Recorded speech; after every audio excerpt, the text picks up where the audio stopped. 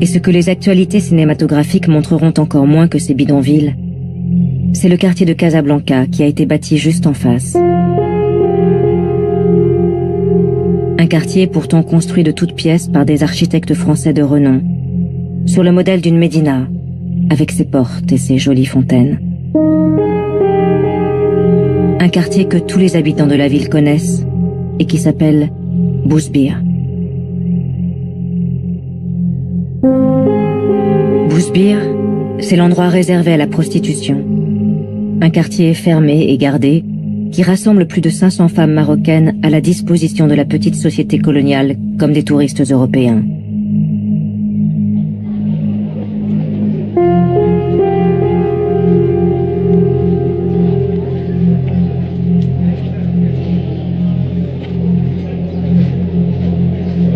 Ces images du quartier réservé de Bousbir sont des rushs tournés par un opérateur Gaumont au Maroc, mais qui à l'époque n'ont pas été montrés.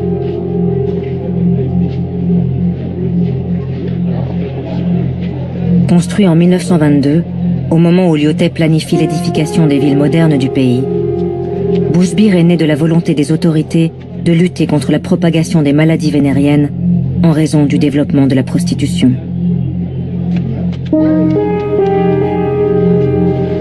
Un quartier entier de 160 mètres sur 150, entouré d'un haut mur aveugle, avec une seule porte d'accès monumentale. Et à l'intérieur, des commerces, un coiffeur, des cafés. Et bien sûr, ses habitantes bien particulières. Des femmes qui ne peuvent sortir du quartier qu'une fois par semaine, après avoir obtenu un permis de la police et du médecin.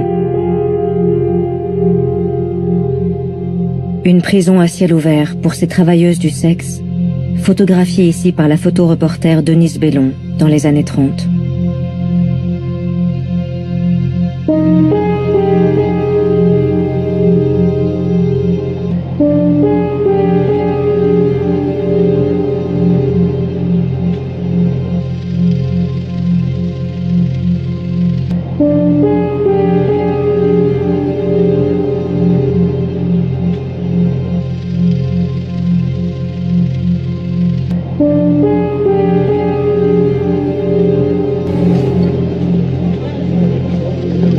Comme elle le fait pour toutes ses conquêtes coloniales, c'est un militaire que la France choisit pour diriger son nouveau protectorat du Maroc. Lorsqu'il parade à cheval dans les rues de Casablanca, le général Hubert Lyautey a derrière lui une longue carrière d'officier colonial, passé par Madagascar, puis par l'Indochine. Après les campagnes violentes d'un Bugeaud ou d'un Gallieni, voici venu le temps d'un visionnaire de l'Empire, obsédé par la mission civilisatrice de la France. Mais Lyautey devra remettre à plus tard l'ambitieux plan qu'il a en tête pour le royaume. Car il doit faire face à un soulèvement généralisé des tribus marocaines qui n'acceptent pas le protectorat français. Cet empire que la France veut croire tout puissant va tout à coup être fragilisé dans plusieurs territoires. Et d'abord au Maroc, conquis en 1912, mais dont la pacification n'est pas encore terminée.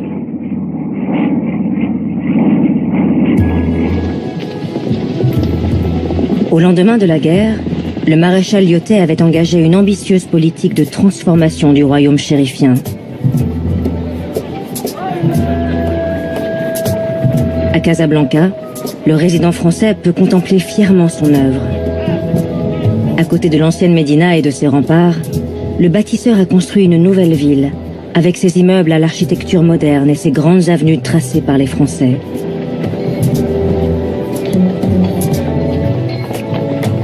En quelques années, les chantiers se sont multipliés.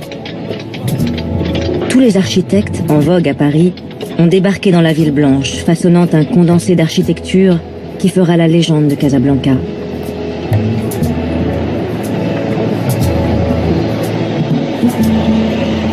Et ce qu'il a entrepris à Casablanca, Lyautey l'a aussi réalisé à Rabat, la capitale, comme à Marrakech, la perle du Sud, ou encore en imaginant le port de Kénitra, dont il a signé en personne les plans de la nouvelle ville.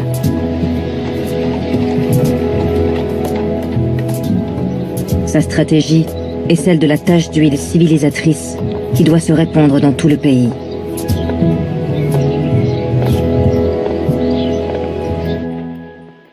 Cette stratégie politique s'appuie notamment sur le sultan Moulay Youssef, qui a pris la suite de ses frères au moment du protectorat. Pour Hubert Lyautey, il faut renforcer le pouvoir politique et spirituel du sultan, car seul un sultan fort permettra de rallier les derniers chefs de tribus hostiles, au sud et à l'est de la zone occupée par les Français.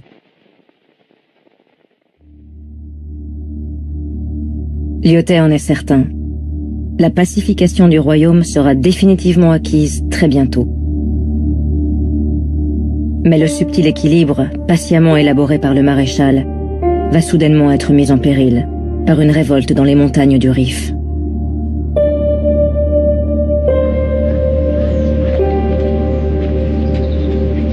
Le Rif, c'est un massif montagneux situé dans la zone occupée par les Espagnols depuis 1912, au nord du Maroc.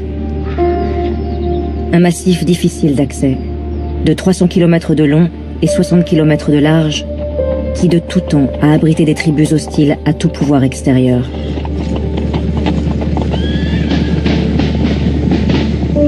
C'est au cœur de ce massif montagneux qu'Abdelkrim el-Khattabi, avec à peine 3000 hommes, met en déroute en 1921 l'armée espagnole, avant de proclamer l'indépendance de la République islamique du Rif. Parvenant à résister aux Espagnols pendant de longs mois, Abdelkrim s'imagine bientôt pouvoir libérer le royaume marocain tout entier, défiant à la fois le sultan Moulay Youssef et surtout le résident général Hubert Lyautey. Lyautey n'a pas senti venir le danger, préférant voir dans l'échec des Espagnols la confirmation de sa propre réussite. Mais cette fois, les troupes d'Abdelkrim menacent sérieusement la ville de Fès, et le gouvernement à Paris perd patience. Lyautey a trop tergiversé. Il n'est plus l'homme de la situation. C'est donc un autre maréchal, auréolé de sa victoire à Verdun, qui est dépêché sur place en urgence pour montrer à ses tribus ce qu'il en coûte de se dresser contre la France. Lorsque le maréchal Pétain atterrit à Casablanca en août 1925, le sort d'Hubert Lyautey est scellé. Le résident général préfère démissionner quelques semaines plus tard afin d'éviter l'humiliation d'un renvoi.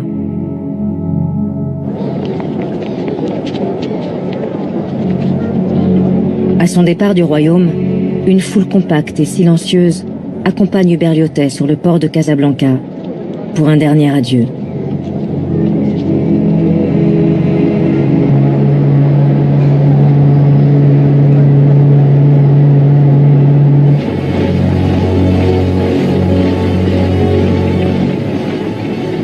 Au même instant, le maréchal Pétain applique ses ordres avec zèle.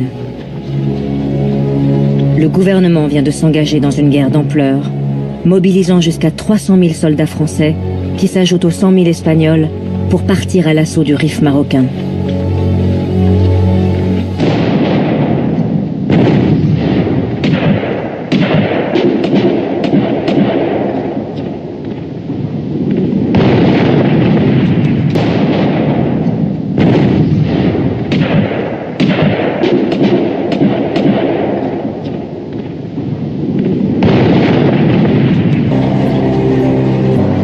En réalité, loin de ces images de propagande, les difficultés des autorités françaises s'accumulent et la situation économique et sociale du pays est loin de ce bilan flatteur. L'armée française, en 1934, vient juste de terminer la longue et douloureuse pacification du pays, en soumettant les dernières tribus à l'est et au sud après 25 années d'opérations militaires.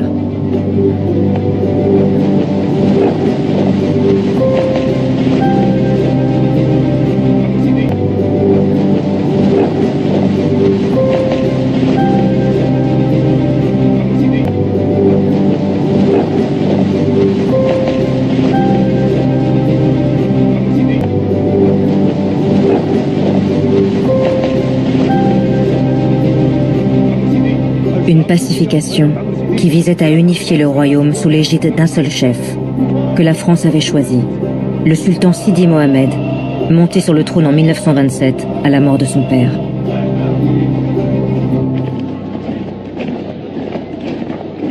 Mais ce schéma inventé par Lyautey va être fragilisé dans ces années 30, et notamment par la faute des Français eux-mêmes. Pour asseoir encore plus le pouvoir de la France, un projet de circulaire administrative prévoit de distinguer au sein du Maroc arabes musulmans d'un côté et berbères de l'autre.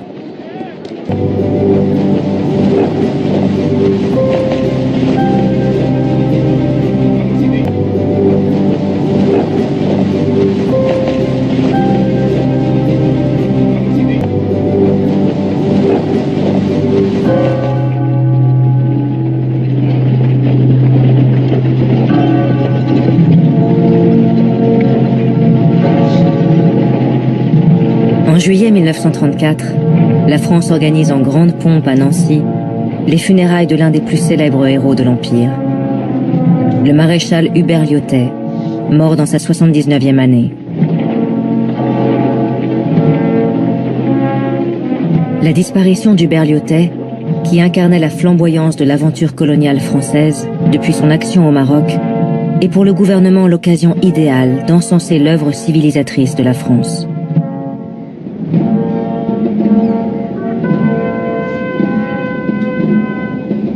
Le transfert de la dépouille d'Hubert Lyautey vers ce royaume qu'il a façonné et où il voulait reposer devient ainsi le prétexte pendant plusieurs semaines de vanter dans les actualités cinématographiques l'action du maréchal dans le pays.